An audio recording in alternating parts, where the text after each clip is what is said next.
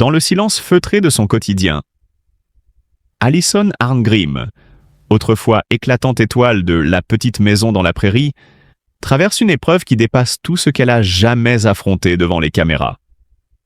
Connue pour son interprétation légendaire de Nellie Oleson, personnage aussi redoutable qu'inoubliable, Alison s'est toujours montrée forte, intrépide, presque invincible aux yeux du public. Mais aujourd'hui, loin des projecteurs, c'est une autre bataille qui l'épuise, une douleur sourde qui ne laisse place à aucun répit. Le combat dévastateur de son mari, Robert Paul Schoonover, contre un cancer du poumon impitoyable. L'annonce de la maladie a frappé Alison comme un éclair en plein ciel serein, déchirant la paix de leur foyer. Ce n'était pas simplement une nouvelle tragique, mais un séisme qui a ébranlé les fondations même de son existence. Elle, la femme au sourire chaleureux, à l'humour mordant, s'est retrouvée face à une réalité brutale et implacable. Chaque jour, elle voyait cet homme qu'elle aimait tant, son rock, son confident, son univers, s'affaiblir peu à peu, prisonnier d'un corps trahi par la maladie. Pourtant, malgré la douleur, Alison s'est dressée telle une héroïne silencieuse. Elle a refusé de sombrer dans le désespoir, même lorsque les nuits semblaient interminables et que chaque souffle de Robert devenait un supplice. Elle l'a accompagné dans chaque rendez-vous médical, elle a tenu sa main tremblante lors des traitements, elle a essuyé chaque larme qu'il ne voulait pas laisser couler. Elle était là, inébranlable, le cœur brisé mais debout, prête à se battre à ses côtés jusqu'au dernier instant. Mais le destin, cruel et sans pitié, n'a laissé aucune trêve. Lorsque Robert a rendu son dernier souffle, un vide abyssal s'est creusé dans l'âme d'Alison. Ce n'était pas seulement la perte d'un mari, mais celle d'un compagnon de vie, d'un allié, d'une moitié d'elle-même.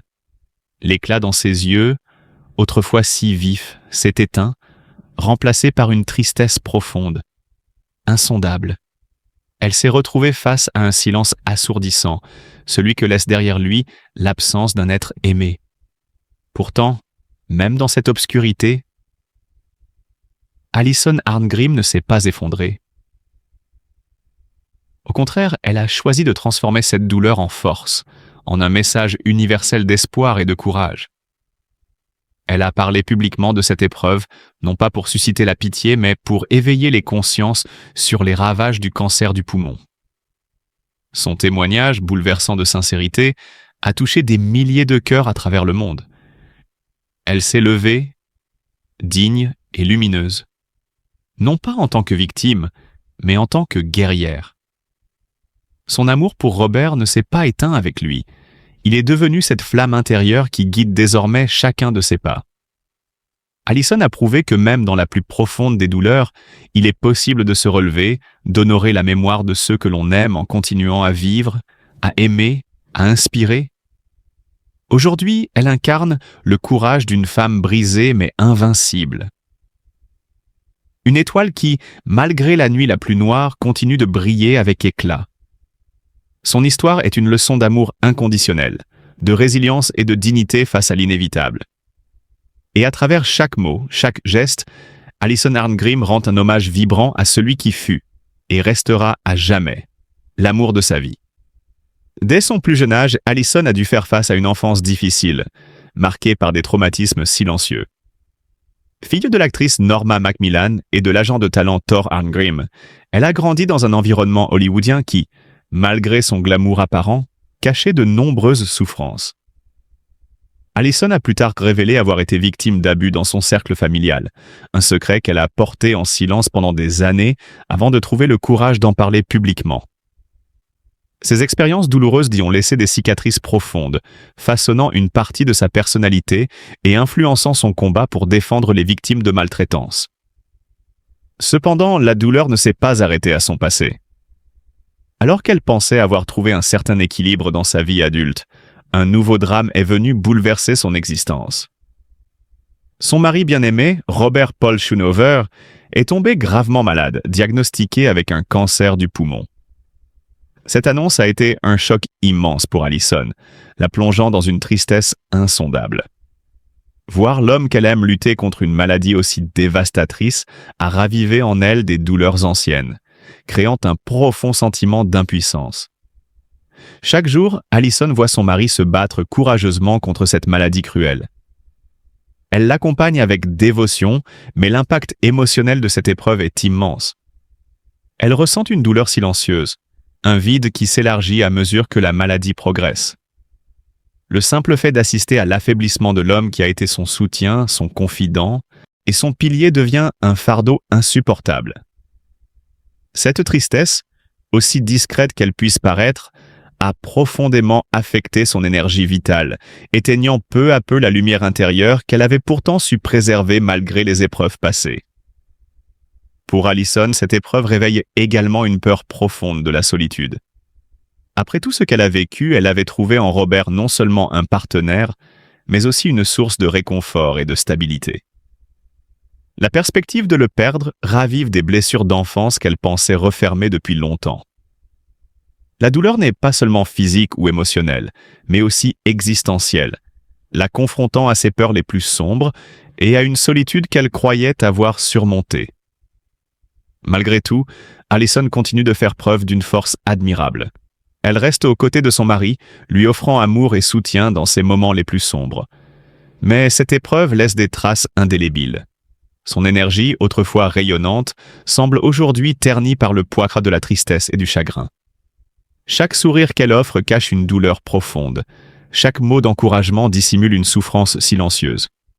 La maladie de Robert Paul Schoonover n'est pas seulement une épreuve physique pour lui, mais aussi une épreuve psychologique et émotionnelle pour Allison. Elle se bat chaque jour non seulement pour lui, mais aussi contre ses propres démons intérieurs. Les souvenirs douloureux de son passé ressurgissent, et avec eux un sentiment d'impuissance face aux injustices de la vie. Aujourd'hui, alors qu'elle continue son combat aux côtés de son mari, Allison Arngrim symbolise la force face à l'adversité.